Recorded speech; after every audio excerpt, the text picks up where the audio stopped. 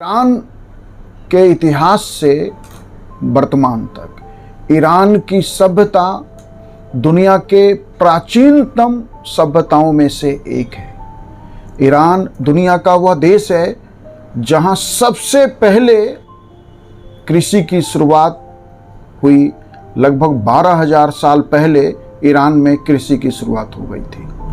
वही समय है जब भारत में भी कृषि की शुरुआत हुई है। तो ईरान में कृषि की शुरुआत दुनिया में सबसे पहले जहां हुआ उनमें से एक है। वहां के लोग गेहूं और जौ पीसने के लिए ओखली और पीसने के उपकरण का प्रयोग करते थे। पुरातात्विक साक्ष्य जो हैं इस संदर्भ में 11,000 साल पुराने पुरातात्विक साक्ष्य मिले हैं। ईरान का इतिहास बहुत गौरवशाली इतिहास है। कई शक्तिशाली साम्राज्यों ने यहाँ शासन किया। सबसे पहला जो महत्वपूर्ण साम्राज्य यहाँ कायम हुआ वो अचमेनिद साम्राज्य था, जो 550 बीसी से लेके 330 बीसी के बीच रहा। ईरान का जो गौरवशाली साम्राज्य है, जो पार्थियन साम्राज्य, जिस पे ईरान आज भी गर्व करता है, वह 247 ईसा पूर्व से लेके 224 ईस्वी सन तक कायम रहा। फिर वहाँ एक सासानी साम्राज्य आया जिसने 224 ईस्वी सन से लेकर 651 ईस्वी सन तक शासन किया। ईरान की फारसी जो संस्कृति है वो दुनिया की सबसे प्राचीन और प्रभावशाली संस्कृतियों में से एक है। लेकिन 632 में ईरान पर अरबों ने विजय प्राप्त कर लिया और ईरान की संस्कृति, पारसी संस्कृति, पार्थियन संस्कृति का डिक्लाइन हो गया और ईरान के लोगों को इस्लाम धर्म अपनाना पड़ा।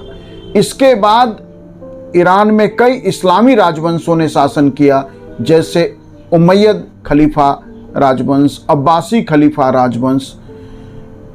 तो इस बीच का जो यह पीरियड है ईरान का, यह बहुत अच्छा समय नहीं है ईरान का।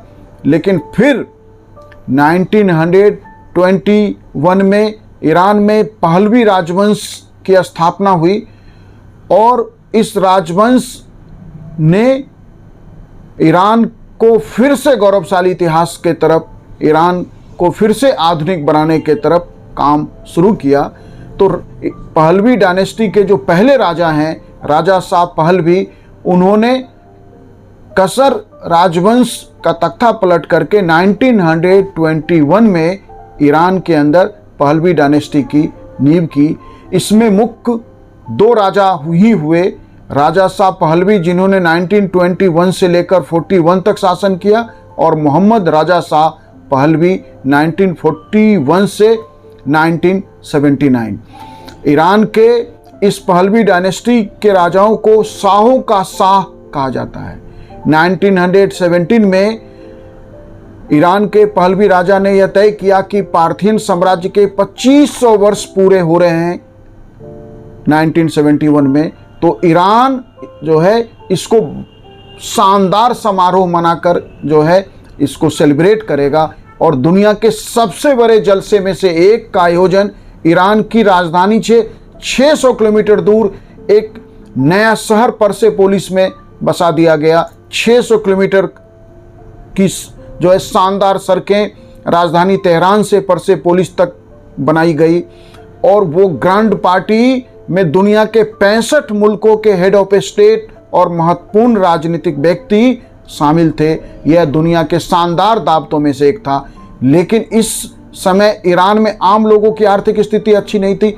इस दावत की इतनी आलोचना हुई, इतना असंतोष हुआ, इधर भ्रष्टाचार और पहलवी डायनेस्टी पे ईरान के अंदर यह आरोप था कि वह पश्चिमीकरण कर रहे हैं, वेस्टर्नाइजेशन कर रहे हैं ईरान का, क्योंकि अमेरिका के साथ पहलवी डायनेस्टी के संबंध बहुत शानदार थे, बहुत बेहतर संबंध दोनों के बीच थे और अमेरिका और ईरान अच्छे दोस्त थे। अमेरिका के ही सहयोग से 1950 में ईरान ने अपना परमाणु कार्यक्रम शुरू किया था। लेकिन ईरान के लोगों को, ईरान में पहलवी डायनेस्टी के विरोधियों को लगता था कि ईरान के संसाधनों पर पश्चिमी के देशों का, खासकर अमेरिका का कब्जा हो रहा है। इस असंतोष और इस स्थिति में 1979 में ईरान में एक इस्लामिक क्रांति हो गई, जिसके नेता अयातुल्ला खुमैनी थे। इस क्रांति ने पहलवी राजवंश को समाप्त कर दिया और ईरान को एक इस्लामी गणराज्य में बदल दिया। उनके नेतृत्व में, अयातुल्ला खुमैनी के नेतृत्व में ईरान ने एक नए संविधान को अपनाया, एक इस्लामी सरकार की स्थापना की और देश की नीतियों को इस्लामी विद्वानों द्वारा निर्देशित किया जाने लगा। अयातुल्ला खुमैनी ईरान के पहले सर्वोच्च नेता थे और जिन्हें हम उच्च अधिकारी रहबर माना जाता है। उनकी मृत्यु 1989 में हो गई। उसके बाद अली खोमनेनी वर्तमान में ईरान के सर्वोच्च नेता हैं, रहबर हैं, जो देश की नीतियों को अंतिम रूप से निर्धारित करते हैं। वैसे ईरान दो व्यवस्थाओं का देश है। वह थियोक्रेटिक स्टेट भी है, धार्मिक राज्य है, क्योंकि वहाँ अली खोमैनी जो है ईरान के धार्मिक प्रमुख के रूप में सारी सत्ता के शीर्ष पर बैठे हैं। लेकिन वहाँ एक राष्ट्रपति भी जनता से चुना जाता है, जो सरकार का मुखिया तो होता है, जिनका कार्यकाल 4 वर्षों का है। लेकिन राष्ट्रपति अपने अंतिम निर्णय की मंजूरी जो है खोमैनी से लिए बिना, अयातुल्ला खोमैनी से कोई भी ईरान का महत्वपूर्ण निर्णय लागू नहीं किया जा सकता। तो ईरान में एक साथ लोकतांत्रिक व्यवस्था, जनता की चुनी हुई सरकार भी काम कर रही है और धार्मिक प्रमुख जो हैं वो भी काम कर रहे हैं।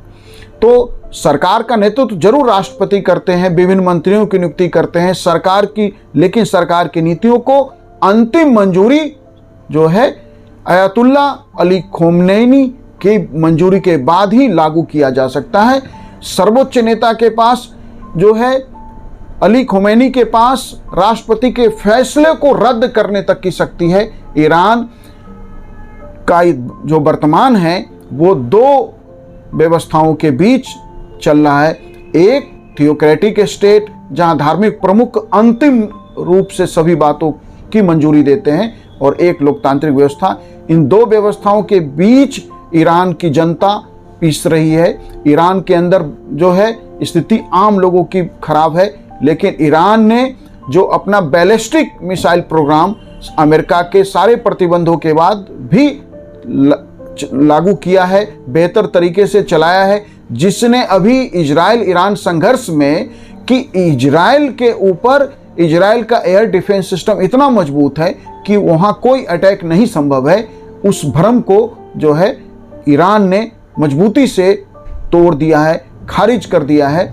लेकिन जो ईरान कभी अमेरिका का मजबूत दोस्त होता था, ईरान इराक जो युद्ध है जो 1980 से लेकर 1988 के बीच चला, उस युद्ध के बाद स्थिति बदल गई और अमेरिका और ईरान के संबंध आज अत्यधिक खराब हैं।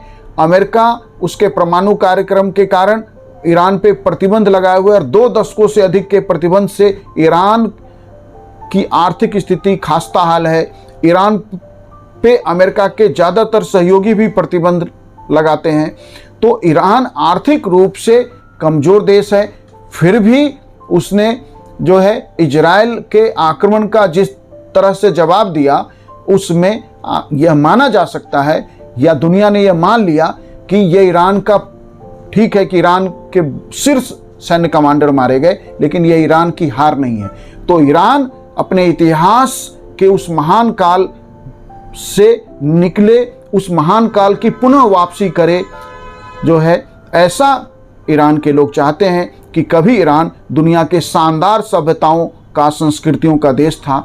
ईरान का वह गौरव फिर से लौटे, ऐसा वहाँ लोग चाहते हैं। लेकिन 2 सत्ता केंद्र के साथ यह संभव नहीं है। ईरान में सत्ता के एक ही केंद्र के साथ ईरान आधुनिक देश बन सकता है, और आधुनिक नीतियों को अपनाए बिना कोई भी देश आज आर्थिक रूप से सशक्त, शक्तिशाली नहीं हो सकता, अपने लोगों के जीवन को बेहतर नहीं कर सकता। Thank you.